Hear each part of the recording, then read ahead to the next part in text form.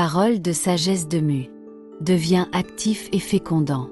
Tu es venu sur la terre pour travailler, pour accomplir une mission et pour une œuvre. C'est une bénédiction.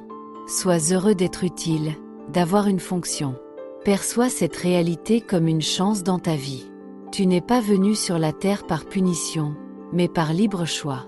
Tu as décidé de prendre un moment dans ta destinée pour venir sur terre afin d'accomplir une mission et de repartir victorieux.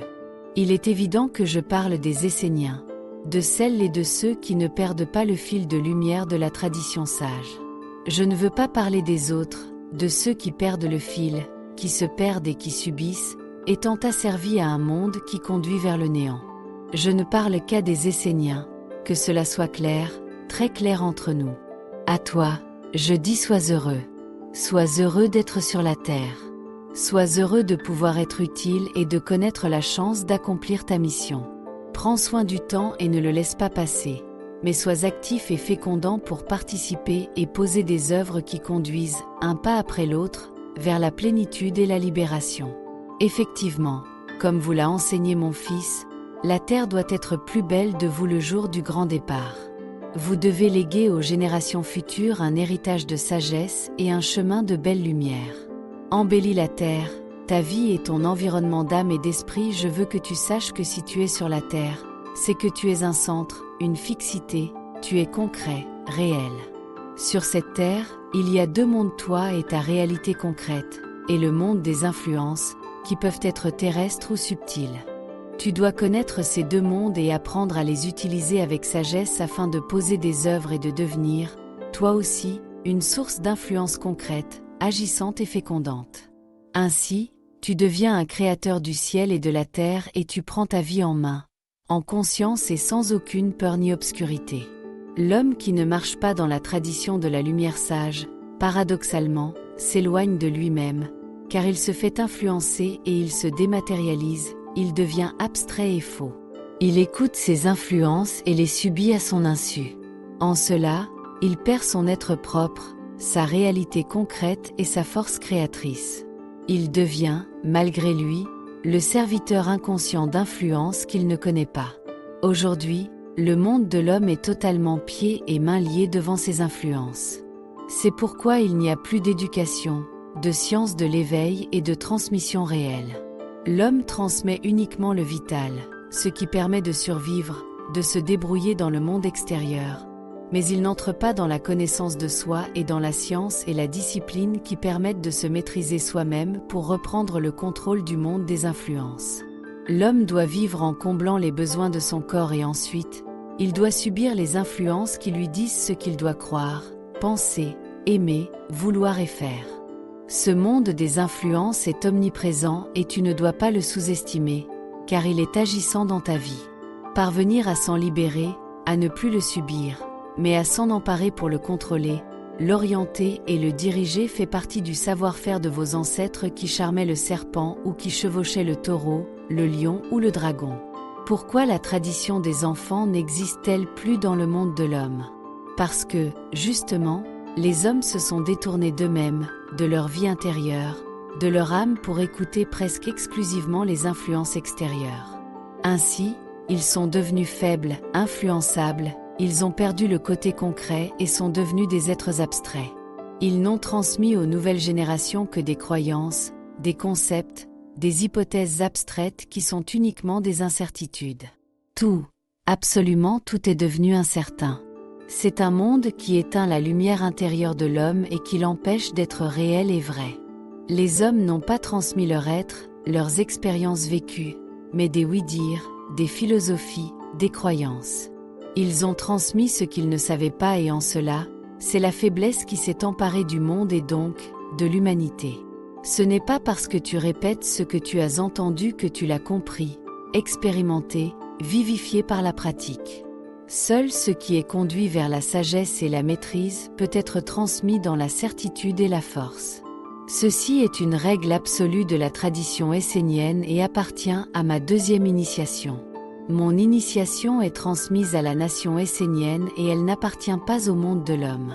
Elle a une valeur en soi et c'est ma valeur. Vous devez la respecter et l'adopter telle qu'elle est.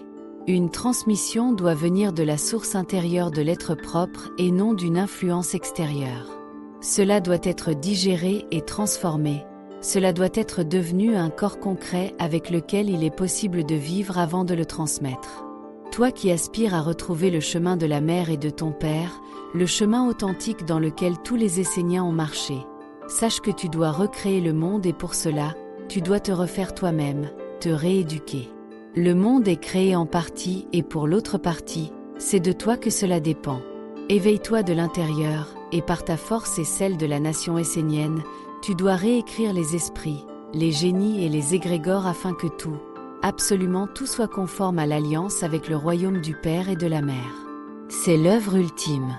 Enlève de ta vie, de tes oreilles, de tes yeux les influences inutiles, éphémères, qui non seulement ne servent à rien mais t'empoisonnent et te conduisent dans la faiblesse et le néant de ton être. Sois réel. Entre dans le réel. Je suis le réel. Il n'y a rien de plus réel que ce que tu fais dans ta vie, que ce que tu mets en œuvre, ce que tu penses, ce que tu sens et aussi les alliances que tu sers et que tu finances, que tu promotionnes. Observe cela et ne crois pas que ce n'est rien. Observe, vois, et par tes yeux, par tes sens, rends réel, fais apparaître, éveille-toi et construis-toi un corps de force et de sagesse. Détache-toi du nuisible et attache-toi à ce qui est utile. Te stabilise dans la force et te permet d'être créatif, de t'emparer du monde des influences pour le gouverner et l'orienter vers des buts et des réalisations précis et clairs qui sont en accord avec ta mission et avec l'alliance essénienne de Dieu. Sache que le concret, que l'éveil dans le réel te rendront libre.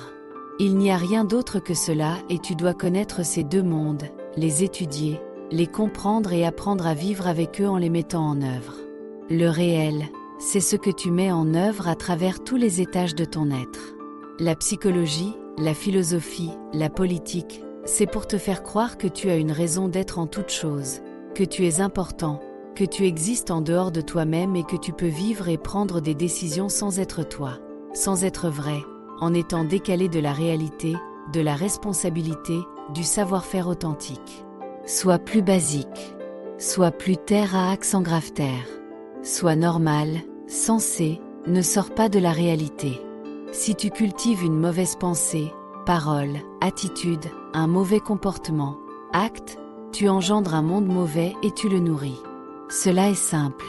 Si tu es en harmonie avec de belles pensées qui viennent des anges et de la grande sagesse, tu enfantes un monde de bonté. Pourquoi cette évidence n'est-elle plus vécue, éprouvée et transmise comme une vérité, une loi et un art de vivre? L'homme est devenu abstrait et il ne transmet que le vide aux générations futures. Ce vide, c'est la croyance, les concepts déracinés, les superstitions, les idoles vides de sens, d'âme, d'intelligence réelle, la psychologie.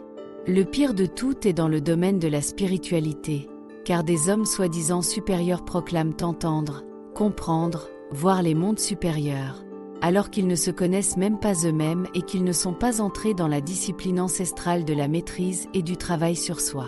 Comment peuvent-ils affirmer qu'ils ne sont pas dans des illusions alors qu'ils demeurent soumis aux influences et qu'ils sont incapables de créer le ciel et la terre et de faire apparaître un monde supérieur dans leur propre vie quotidienne? Ces mondes les réconfortent, leur parlent d'une beauté idéale, mais ils n'éclairent pas le quotidien. Ils ne leur enseignent pas le chemin de l'éveil, du juste gouvernement de leur vie et ne leur ouvrent pas les portes de l'éducation, de la transformation et de la capacité qui leur permettent de réaliser leur être propre et leur mission. Ils perçoivent un monde, mais cela ne les touche pas et ne les change pas dans leur être réel.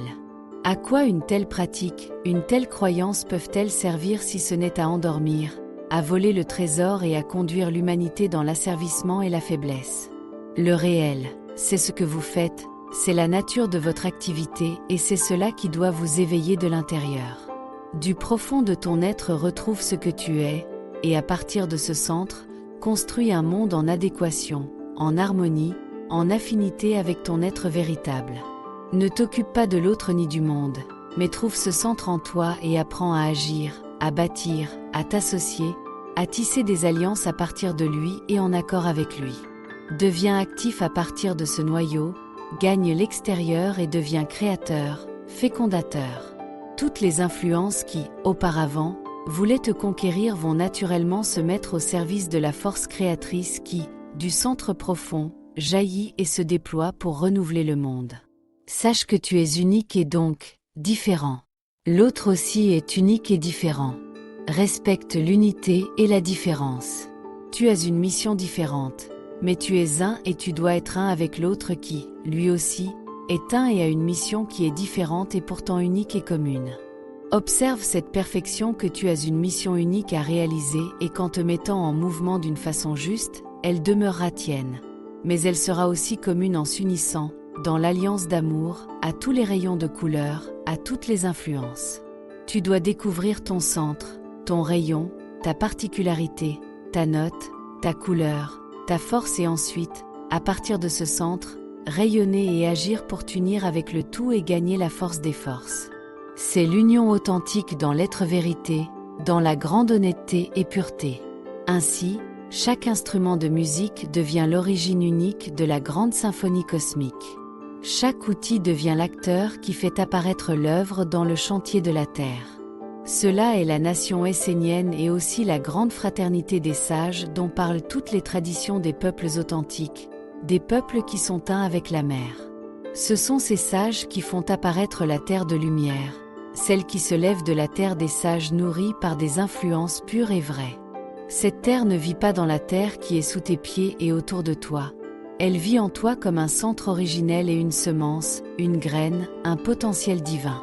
Elle doit être éveillée et se lever de toi et d'une humanité de lumière afin de faire apparaître l'autre terre, la terre des sages et des dieux. Dans cette terre sainte, l'homme peut vivre en conscience avec son père et sa mère et avec toutes les hiérarchies dans la grande harmonie, la grande entente, l'accord parfait avec l'être vérité. Cela doit apparaître de cette terre du jardin et être transmis comme un corps vivant pour les générations futures. Cette transmission doit être vivante et être plus grande qu'une simple philosophie, qu'une croyance, qu'un dogme. Tous les hommes sont emplis de philosophie, de croyances, de concepts. Morts, éteints, qui ne veulent rien dire. Vous, les Esséniens, vous devez renouer avec la vie, avec l'âme, avec la force, avec la magie qui font apparaître le réel, l'éducation qui renouvelle, qui rajeunit et ressuscite la vie et permet à la terre de lumière de s'élever de la terre intérieure de l'humanité comme le soleil se lève le matin pour baigner le monde de son océan d'amour. C'est la vie intérieure essénienne qui renouvellera le monde par de nouveaux organes de perception, de nouveaux corps, une nouvelle pensée, une nouvelle parole, une nouvelle façon d'être au monde. Tout cela sera enraciné en moi, et donc en toi, comme une force de vie profondément vécue qui deviendra une nouvelle influence qui pourra être transmise par l'éducation et l'initiation. La mort ne féconde pas et elle ne transmet rien. Accueille ma parole dans ta terre intérieure et fais-la pousser pour qu'elle devienne une nourriture qui vous fera vivre en santé dans tous les mondes, toi et les tiens. Vis de mes paroles et conduis-les dans la vie qui renouvelle la vie. Mes paroles ne sont pas une information qui te vient de l'extérieur et qui veut que tu vives à la périphérie de ton être. Elles sont destinées à t'éveiller dans le centre intime et à te rendre vivant et agissant. Vis en toi. Éveille-toi de l'intérieur. Fais apparaître ce centre de force créatrice qui rend tout vivant en toi. Et autour de toi. Sois dans le réel et tu seras heureux d'être sur la terre. Sois dans le réel et tu seras empli de bonheur d'être missionné, d'être utile à Dieu. Ne t'endors pas. Ne perds pas de temps. Ne gaspille pas ta richesse dans l'inutile. Investis dans ce qui apporte la profusion du bien-être. Sois concret, vrai et unis-toi à l'authentique. Sois habité par un monde intérieur, vivant intérieurement la présence de ton ange, de tes pères les archanges et des dieux immortels. Alors tu t'approcheras de ma deuxième initiation et tu pourras réellement faire apparaître et transmettre la vie. Il n'y a rien de plus sage, de plus important et essentiel pour les générations futures que de recevoir un héritage vivifié par la vie et qui peut transmettre la vie pour, finalement, être offert au futur. Manuscrit essénien. Dialogue théurgique. Devient actif et fécondant. Canalisé par Olivier Manitara.